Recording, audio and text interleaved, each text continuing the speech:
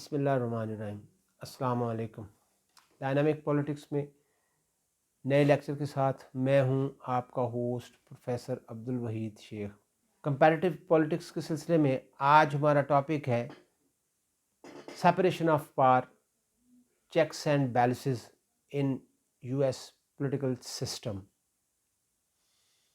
امریکی سیاسی نظام میں علیحدگی، اختیارات، احتساب و توازن۔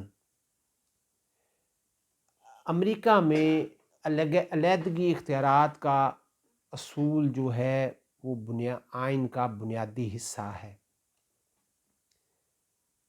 تینوں اہم شعبے ایڈمنسٹریشن، لیجسلیچر اور جوڈیشری اپنے اپنے اختیارات و فرائض آئین کی دی ہوئی حدود کے مطابق استعمال کرتے ہیں۔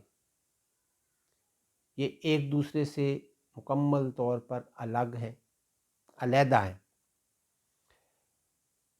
امریکی جو بانیان آئین تھے انہوں نے صدر کو سربراہ مملکت، جو کانگریس ہے وہ عوام کے نمائندوں پر مشتمل، اور عدلیہ جو ہے وہ جج صاحبان پر مشتمل جو ایکسپیرینسڈ ہیں، ایکسپرٹ ہیں، ماہر قانون ہیں۔ اس کے برعکس ہم برٹش پولیٹیکل سسٹم کو اگر دیکھیں تو وہاں ہمیں سیپریشن آف پاور نظر نہیں آتی۔ امریکہ میں مکمل سیپریشن آف پاور ہے۔ برطانیہ میں ایڈمنسٹریشن پارلیمنٹ سے الگ نہیں ہے۔ پارلیمنٹ کو انتظامیہ پر مکمل گرپ، کنٹرول حاصل ہے۔ انتظامیہ پارلیمنٹ کو اکاؤنٹیبل ہے۔ ایکچولی انتظامیہ کا خمیر جو ہے وہ بنتا ہی پارلیمنٹ میں ہے، جس کی وجہ سے اس کو انتظامیہ پر مکمل کنٹرول حاصل ہوتا ہے۔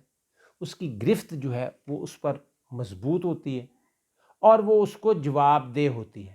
اس کے ساتھ ساتھ ہم یہ بھی دیکھتے ہیں کہ بعض اوقات پارلیمنٹ میں انتظامیہ جو ہے وہ بھی بالادست نظر آتی ہے۔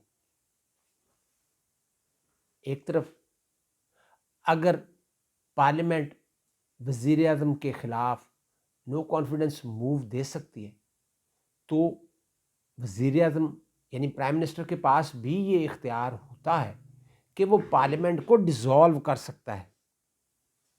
پرائم منسٹر اور اس کی کیبنٹ قانون سازی میں بھرپور حصہ لیتے ہیں۔ وہ پارلیمنٹ کے اجلاس میں شرکت کرتے ہیں، پارٹی پالیسی کے مطابق قانون سازی میں حصہ لیتے ہیں، اس کی کارروائی میں حصہ لیتے ہیں، بل پیش کرتے ہیں، منورنگ کرتے ہیں، بحث و تمہیز میں حصہ لیتے ہیں اور پھر ووٹنگ میں بھی حصہ لیتے ہیں۔ اور جب تک بل منظور نہیں ہو جاتا وہ اس کو مکمل طور پر پرسو کرتے ہیں۔ تمام بل ان کی رہنمائی میں اور ان کی قیادت میں منظور ہوتے ہیں۔ لیکن امریکہ میں صورتحال قطعی مختلف ہے۔ وہاں ایسا کچھ بھی نہیں ہے۔ انتظامیہ اور مقننہ کے درمیان یعنی ایڈمنسٹریشن اور کانگریس کے درمیان کوئی تعلق نہیں ہے۔ صدر کا کانگریس سے کوئی تعلق نہیں ہے۔ وہ کانگریس کے اجلاسوں میں نہیں جاتا، نہ ہی اس کے لیے اکاؤنٹیبل ہے۔ کانگریس بھی صدر کو برطرف نہیں کر سکتی۔ البتہ امپیچمنٹ ہے، وہ ایک اختیار کانگریس کو ہے جو سنگین صورتحال میں وہ ایسا کر سکتی ہے۔ لیکن آج تک کانگریس کسی بھی پریزیڈنٹ کے خلاف امپیچمنٹ میں کامیاب نہیں ہوئی۔ اس طرح کانگریس بھی صدر کو اکاؤنٹیبل نہیں ہے اور نہ ہی صدر کانگریس کو ڈیزالو کر سکتا ہے۔ کانگریس بھی آزاد اور خود مختار ہے۔ اس طرح جوڈیشری جو ہے وہ بھی جو حکومت کا تیسرا شعبہ ہے وہ بھی اپنی آزادی اور خود مختاری کو برقرار رکھتی ہے۔ وہ اپنے اعمال و افعال کے سلسلے میں کانگریس یا صدر کے سامنے جواب دہ نہیں ہے۔ وہ اپنی پوری آزادی کے ساتھ فیصلے کرتی ہے اور عدلیہ کے جو جج صاحبان ہیں وہ صدر اور کانگریس کے اثر و رسوخ سے آزاد ہو کر پوری آزادی سے اور خود مختاری سے فیصلے کرتے ہیں۔ صدر اور کانگریس کو بھی اس بات کا اختیار نہیں ہے کہ وہ ججز کو برطرف کر سکیں۔ ججز کے خلاف بھی مواخذے کی ہی یعنی امپیچمنٹ کی ہی کارروائی ہوتی ہے، جو کہ ایک نہایت پیچیدہ عمل ہے، اور اس میں بھی کسی بھی سپریم کورٹ کے جج کے خلاف آج تک کوئی امپیچمنٹ کا کیس نہیں ہوا۔ دراصل امریکن آئین ساز جو تھے وہ ایک مضبوط وفاقی حکومت کے خواہشمند تھے، اور اس کے لیے جو فرینچ تھنکر مونٹیسکیو ہے اس کے نظریات کے حامی تھے، جو سیپریشن آف پاور کا علمبردار تھا، پروپونڈر تھا۔ امریکن آئین سازوں کی یہ خواہش تھی کہ تینوں شعبے یعنی ایڈمنسٹریشن، لیجسلیچر اور جوڈیشری اپنی اپنی جگہ پر آزاد اور خود مختار طریقے سے کام کریں اور ایک دوسرے کے اثر و رسوخ سے آزاد ہوں، تاکہ کوئی بھی غیر ضروری یا بے جا مداخلت نہ کر سکے، اور اس طرح سے ان کی کارکردگی جو ہے اس پر کوئی برا اثر نہ پڑ سکے۔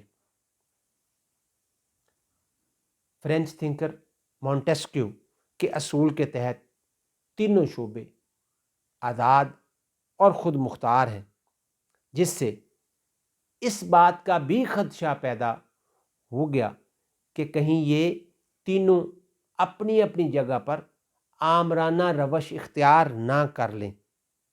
چنانچہ امریکی آئین سازوں نے ایک اور اصول جو ہے وہ متعارف کروایا، اور وہ اصول ہے چیکس اینڈ بیلنسز کا، جو ایکچولی اگر یہ کہا جائے تو غلط نہیں ہوگا کہ وہ علیحدگی اختیارات کی ہی پیداوار ہے، اور وہ اصول ہے احتساب و توازن یعنی چیکس اینڈ بیلنسز۔ تینوں شعبے ایڈمنسٹریشن، لیجسلیچر اور جوڈیشری اپنی اپنی جگہ آزاد، خود مختار اور علیحدہ ہیں، سیپریشن آف پاور کے اصول کے تحت کام کرتے ہیں، مگر چیکس اینڈ بیلنسز کے اصول کے تحت وہ ایک دوسرے کی بھرپور نگرانی بھی کرتے ہیں، تاکہ کوئی بھی شعبہ جو ہے وہ اپنی حد سے تجاوز نہ کر سکے۔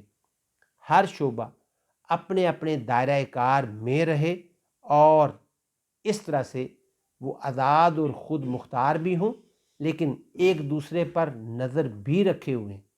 اور جب ہم اس کو چیکس اینڈ بیلنسز کے اصول کو جب ہم دیکھتے ہیں تو ہمیں ایسا لگتا ہے کہ یہ تینوں شعبے ایک دوسرے سے جو ہے وہ جڑے ہوئے ہیں، لازم و ملزوم ہیں، یعنی کوئی بھی شعبہ دوسرے کے بغیر ہمیں حرکت کرتا نظر نہیں آتا، لیکن وہ سیپریشن آف پاور کا اصول بھی وہاں کار فرما ہے، اور چیکس اینڈ بیلنسز بھی وہاں اپنی جگہ پر کام کر رہا ہے۔ تو کیسے اس کو دیکھتے ہیں۔ مونٹیسکیو کے اصول سپریشن آف پاور نے ایک نئے نظریے یا تھیوری کو جنم دیا، اور وہ ہے احتساب و توازن، یعنی چیکس اینڈ بیلنسز۔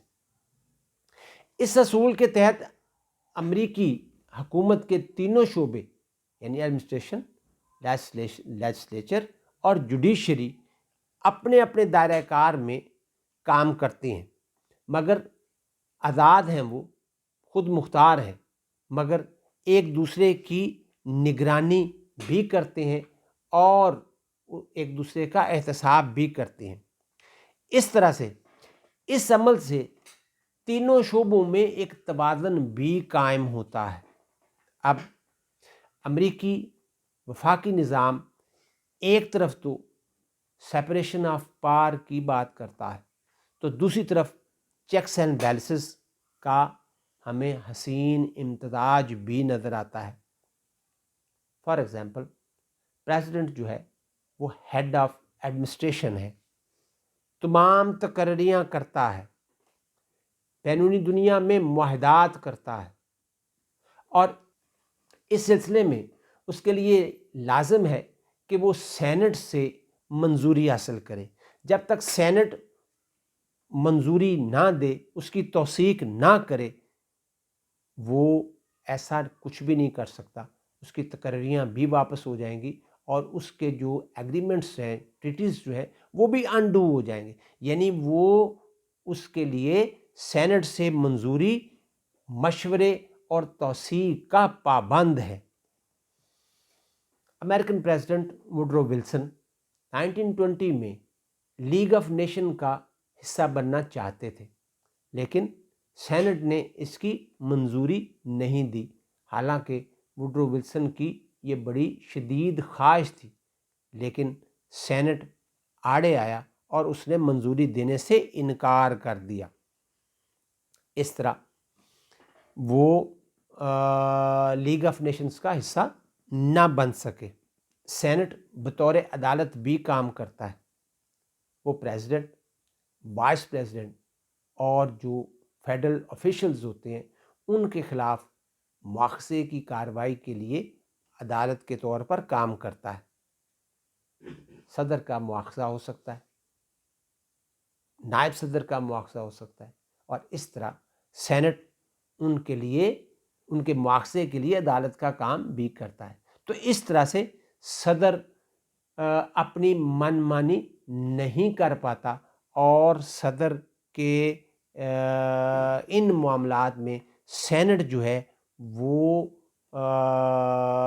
رکاوٹ کھڑی کرتا ہے، تاکہ صدر اپنی آئینی حدود سے تجاوز نہ کر سکے۔ اس طرح صدر جو ہے اس کے پاس بھی بے پناہ اختیارات ہوتے ہیں۔ اس طرح کانگریس بھی اپنے اختیارات کے سلسلے میں پابند ہے۔ صدر بے پناہ اختیارات کا مالک ہے، اس کے ساتھ ساتھ کانگریس جو ہے وہ بھی بھرپور اختیارات کو استعمال کرتی ہے۔ کانگریس جو بھی بل منظور کرتی ہے، اس کی آخری منظوری جو ہے وہ پریزیڈنٹ دیتا ہے، اور جو بھی بل اس کے پاس جاتے ہیں، بعض اوقات پریزیڈنٹ بل کو ویٹو کر دیتا ہے، اور وہ بل جب واپس آتا ہے کانگریس میں، تو کانگریس کے دونوں ہاؤسز جو ہیں اس کو 2/3 میجارٹی سے دوبارہ اگر پاس کر دیں، تو پریزیڈنٹ کے لیے اس کو واپس کرنا یا اس کو ویٹو کرنا مشکل ہو جاتا ہے۔ وہ اب اس کو ویٹو نہیں کر سکتا، لہذا وہ بل منظور ہو جاتے ہیں۔ لیکن بعض اوقات ایسا ہوتا ہے کہ جو بل وہ ویٹو کرتا ہے وہ واپس آتا ہے، لیکن 2/3 میجارٹی حاصل نہیں کر پاتا۔ اس طرح سے وہ بل مسترد ہو جاتا ہے، ناکام ہو جاتا ہے۔ بعض اوقات صدر کے پاس ایک اور بھی ویپن ہوتا ہے جس کو پاکٹ ویٹو کہتے ہیں، اور وہ صدر کا ایک سیکرٹ ویپن ہوتا ہے جو قانون سازی کے سلسلے میں پریزیڈنٹ استعمال کرتا ہے۔ اور اس سلسلے میں پاورز آف پریزیڈنٹ میں ہم اس پر تفصیلی بحث کر چکے ہیں. تو وہ پاکٹ ویٹو بھی استعمال کرتا ہے. اس طرح صدر کانگریس کو بعض اوقات پیغامات دیتا ہے، اس پر اثر انداز ہونے کی کوشش کرتا ہے، قوم سے خطاب کرتا ہے، رائے عامہ کو ایکٹیو کرتا ہے، اور اس طرح سے وہ اپنی بات جو ہے وہ کانگریس سے منواتا ہے. صدر اور کانگریس کچھ مشترکہ امور جو ہیں ان کو بھی سر انجام دیتے ہیں. مثلا ججز کا تقرر جو ہے اس کی جو توثیق ہے وہ سینٹ کرتی ہے، وہ سینٹ کے مشورے سے کرتا ہے، لیکن سینٹ یا پریزیڈنٹ ان ججز کو برطرف نہیں کر سکتے. ان کی برطرفی کے لیے ایک خاص طریقہ کار ہے جس کو امپیچمنٹ کا نام دیا جاتا ہے، اور وہ انتہائی پیچیدہ ہے. ججز کی جو سیلریز ہوتی ہیں اور ان کی مراد یعنی پریولیجز جو ہوتے ہیں، الاؤنسز جو ہوتے ہیں، ان کا تعین بھی کانگریس کرتی ہے.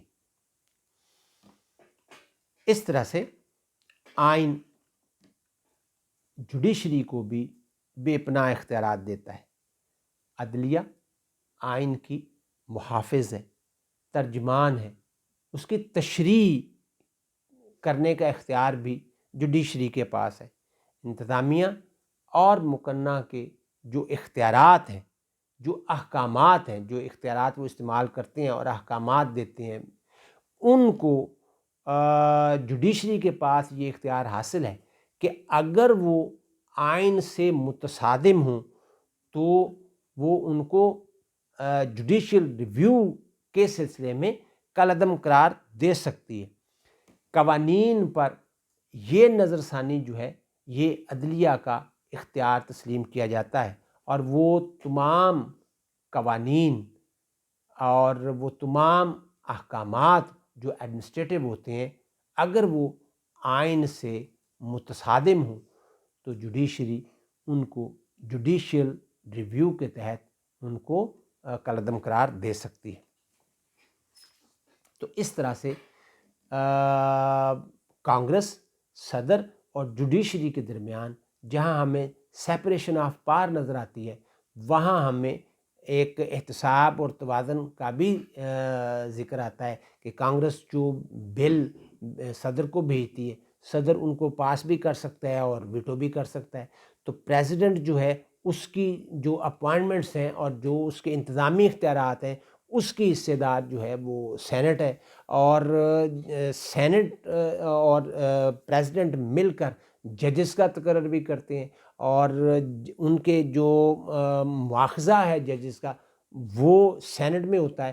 تو یہ اس طرح سے ایک تال میل جو ہے وہ بنا ہوا ہے، اور یہی چیکس اینڈ بیلنسز بھی ہیں اور اپنے اپنے دائرہ کار میں یہ کام بھی کرتے ہیں.